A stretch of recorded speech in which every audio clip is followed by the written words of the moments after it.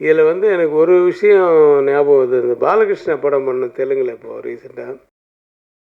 பாலகிருஷ்ணாவுக்கு வந்து யாராவது அவரை பார்த்து அப்படின்னு சிரிச்சிட்டா போதும், அவருக்கு ஒரே கோவம் வரும். ஏய் எந்துக்கு நவுத்துறாரு, எந்துக்குறா, ఆయన ఎందుకు நவுத்துறாரு, எதுக்கு நவுத்துறாரு அப்படின்னு அப்படின்னு ஒருத்தரையும் யாராவது கூப்பிட்டு, டேய் ஏன்டா சிரிச்சேன், எதுக்குடா என்ன பார்த்து சிரிக்கிற அப்படின்னு. ஒன்றும் இல்லை சார். ஒரு வாட்டி ஏதோ ஒரு இவன் சரவணை மாட்டிக்கினான். எப்படின்னா, பாபு ஃபேனுக்கு இல்லை திப்பி அப்படின்னு, இவன் ஃபேனை திருப்பிட்டு அவருக்கு விக்கெல்லாம் கொஞ்சம் அப்படி ஆதரமாக இருந்தோடனே இவன் சிரிச்சிட்டான். ஏய் எதுக்கு சிரிச்சிடும், எதுக்கு நவுத்துனாரு சார், நான் ஐயோ போய் அச்சிட போகிறாரு, நம்ம அசிஸ்டண்ட் வேறு அச்சுன்னு சொல்ல. இல்லை சார், நான் அசிஸ்டண்ட்டு, அது நம்ம assistant director sir, Saravanan sir அப்படின்னு.